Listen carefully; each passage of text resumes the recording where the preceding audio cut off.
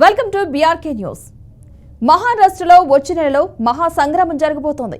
ఈ అసెంబ్లీ ఎన్నికల్లో ఈసారి ఎవరు మరాఠ్వాడా ఛత్రపతి అవుతారో అనేది చాలా ఆసక్తికరంగా మారింది. దీంతో తాజాగా చాణిక్య స్ట్రాటజీస్ మహారాష్ట్ర ఎన్నికల్లో ఓ సంచలన విషయాలను బయటపెట్టింది. ఈసారి మహారాష్ట్రలో కూటమి ప్రభుత్వానిదే విజయం సాధిస్తుందని తేల్చి చెప్పేసింది. ఇక అంతేకాకుండా ఏ కూటమి గెలుస్తుందో కూడా చాణిక్య స్ట్రాటజీస్ కుండబద్దలు కొట్టినట్లుగా చెప్పారు. ఇక విషయంలోకి వెళితే మహారాష్ట్ర శాసనసభ ఎన్నికల్లో ఈసారి సీట్లు సర్దుబాటుపై ఇండియా కూటమి మధ్య సయోధ్య కుదిరిన విషయం తెలిసిందే.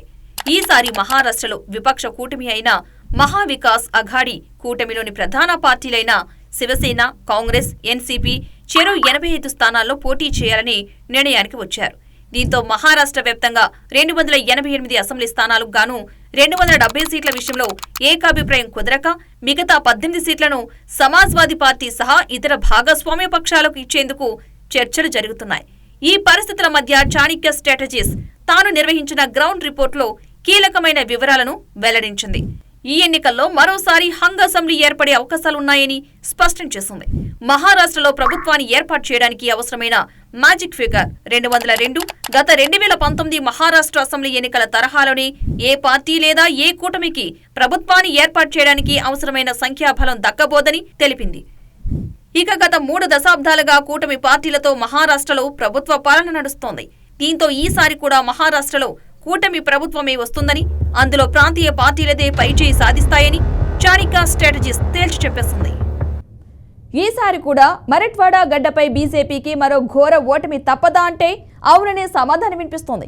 ఈసారి మరాఠ్వాడాలో మహావికాస్ అఘాడీ భారీ విజయం సాధిస్తుందని చాణిక్య స్ట్రాటజీస్ లో వెల్లడైంది. గత అసెంబ్లీ ఎన్నికల్లో బీజేపీ ఒంటరిగా పోటీ చేసినప్పటికీ రాష్ట్ర వ్యాప్తంగా ప్రభుత్వానికి ఏర్పాటు చేసే మ్యాజిక్ ఫిగర్ ను అందుకోలేకపోయింది. ఇక మహారాష్ట్రలో మొత్తం అసెంబ్లీ స్థానాలకు గాను 105 సీట్లు రావాలి. అప్పటికే దేశవ్యాప్తంగా బీజేపీ విస్తరించి 2 దఫాలుగా కేంద్రంలో బీజేపీ ప్రభుత్వం జెండా పాతింది. కానీ మహారాష్ట్రలో బీజేపీ మాత్రం ఒంటరిగా ఓట్లు తెచ్చుకోలేకపోయింది.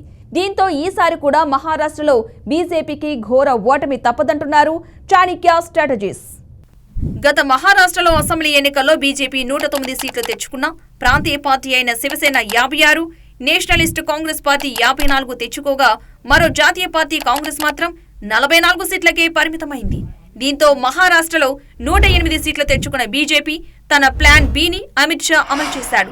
శివసేన పార్టీని చీల్చిన ఏక్నాథ్ షిండేతో చేతులు కలిపి మహారాష్ట్రలో ఎన్డీఏ ప్రభుత్వాన్ని ఏర్పాటు చేసింది బీజేపీ ప్రభుత్వం.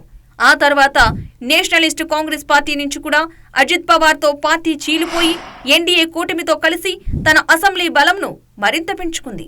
ఈసారి మాత్రం బీజేపీ ఆటల్లో మహారాష్ట్రలో ఆడనివ్వకూడదని అక్కడ మరాఠ్వాడా ఓటర్లు కంకణం కట్టుకున్నట్లు చాణిక్య స్ట్రాటజీస్ లో తేలిపోయింది. మహారాష్ట్ర రాజకీయాల్లో గత 3 దశాబ్దాలుగా పొత్తులదే కీలక పాత్ర పోషిస్తున్నాయి. ఇక జాతీయ పార్టీలతో సహా ప్రాంతీయ పార్టీలు కూడా ఇక ఏం చెయ్యలేక ఏ పార్టీకి ప్రజలు సరైన మద్దతు ఇవ్వక ప్రధాన పార్టీలు కూటమిగా ఏర్పడుతున్నాయి. ఇక రేపు జరగబోయే ఎన్నికల ఫలితాలు కూడా దాదాపు హంగ్ ఏర్పడుతుందని చాణిక్య స్ట్రాటజీస్ వెల్లడించింది. మహారాష్ట్ర రైతులు లోక్సభ, అసెంబ్లీ ఎన్నికల ఫలితాలను తారుమారు చేస్తారు. అందుకు ఉదాహరణగా మొన్న జరిగిన లోక్సభ ఎన్నికల్లో బీజేపీకి 9 సీట్లు కట్టబెట్టారు. ఏక్నాథ్ షిండే శివసేన పార్టీకి 7, అజిత్ పవార్ ఎన్సీపీ పార్టీకి 1 చొప్పున సీట్లు వచ్చాయి.